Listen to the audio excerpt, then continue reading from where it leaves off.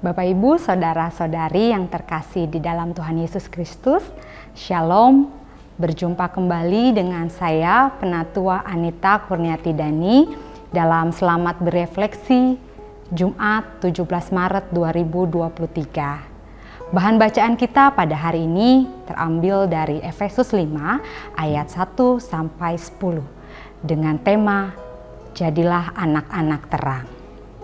Terang adalah keadaan yang dapat dilihat, nyata, dan jelas. Dengan adanya terang, kita dapat melihat sekeliling kita dengan jelas dan nyata. Terang membantu kita untuk menyinari. Dengan adanya terang, kita dapat bercahaya bagi lingkungan sekitar kita. Pada zaman dahulu, sebelum ada listrik, John Ruskin, seorang penulis dari Inggris, pada suatu hari ia sedang duduk di rumahnya. Ia memandang keluar jendela, lalu ia melihat seorang petugas sedang menyalakan obor satu demi satu di jalan sebuah lereng perbukitan. Karena gelap, petugas tersebut tidak nampak, tetapi hanya terlihat obor yang menyala dan jejak-jejak obor yang di belakang yang mengikutinya. Lalu ia terkesan dengan keadaan tersebut. Ia membuat ilustrasi tentang orang Kristen dan mengatakannya kepada orang yang bersamanya. Manusia tidak pernah mengenalnya, tidak pernah bertemu atau melihat Tuhan, tetapi mereka meyakini bahwa Ia sedang melintasi dunia ini melalui jejak-jejak terang yang ditinggalkannya.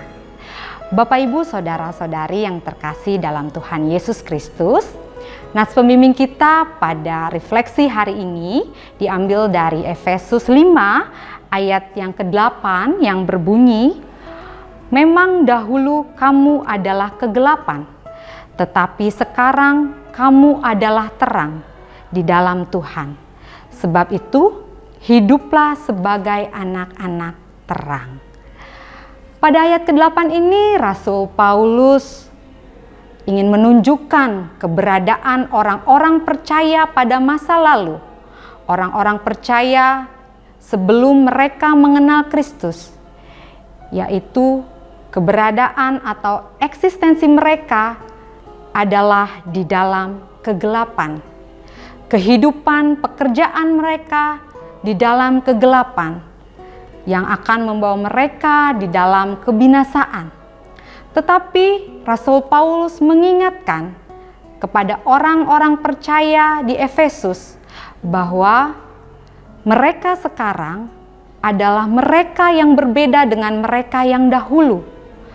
Ketika mereka mengenal Yesus, perubahan tersebut terjadi sangat signifikan, yaitu dari gelap menjadi terang. Rasul Paulus menyebut orang-orang percaya sebagai anak-anak terang karena telah mengalami kasih Allah di dalam Kristus. Kristus adalah sang terang.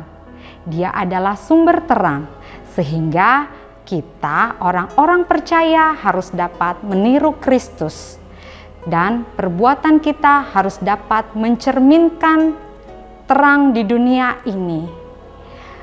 Kita sebagai anak-anak terang bukan hanya menjadi orang yang aktif dalam kehidupan bergereja, aktif dalam beribadah, aktif dalam organisasi kegerejaan, tetapi lebih dari sekedar itu, kita dipanggil untuk menjadi anak-anak terang di lingkungan kita. Kehidupan kita harus memancarkan terang dan harus menghasilkan buah. Bapak, Ibu, Saudara-saudari yang terkasih dalam Tuhan Yesus Kristus, mari kita introspeksi diri kita. Apakah kita sudah menjadi anak-anak terang sesuai yang Tuhan kehendaki di dalam hidup kita? Banyak godaan yang akan membawa kita ke dalam kebinasaan. Contoh, ketika kita sedang marah, tanpa sadar kita akan mengeluarkan kata-kata yang kasar, kata-kata yang tidak baik, kata-kata yang menyakiti hati orang lain, bahkan kadang kita saling menjatuhkan. Bapak, Ibu, saudara-saudari yang terkasih di dalam Tuhan Yesus Kristus, orang kadangkala ingin dihargai, tetapi ia lupa bagaimana bersikap, bertindak untuk dihargai. Mari kita sebagai anak-anak terang, hendaklah perkataan kita mencerminkan kasih Allah. Hendaklah kata-kata kita adalah kata-kata yang membangun dan bijak, sehingga setiap orang yang mendengarnya akan dapat mengenal Allah dengan lebih lagi. Bapak, Ibu, saudara-saudari yang terkasih di dalam Tuhan Yesus Kristus, hendaklah ketaatan kita bukan hanya untuk mendapatkan berkat yang banyak, tetapi ketaatan kita merupakan wujud syukur kita karena Allah telah menyelamatkan dan mengasihi kita.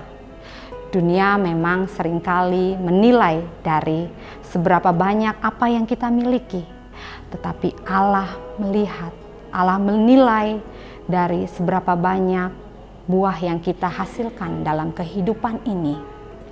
Bapak, Ibu, alangkah senangnya kita sebagai orang percaya menyandang status sebagai anak-anak kesayangan Allah. Kita sebagai orang yang disayang oleh Tuhan, tetapi hendaknya status tersebut jangan hanya membuat kita senang, hanya membuat kita bangga, tetapi hendaknya status itu menyadarkan kita bagaimana kita memancarkan terang Kristus di dalam kehidupan kita. Pertanyaan refleksi kita pada hari ini, apakah terang Kristus telah terpancar di dalam kehidupan kita? Dan apa yang kita lakukan untuk dapat memancarkan terang Kristus di dalam kehidupan kita? Kiranya Tuhan sumber terang memampukan kita untuk memancarkan terang kasih Allah. Selamat beraktivitas, Tuhan Yesus memberkati. Amin.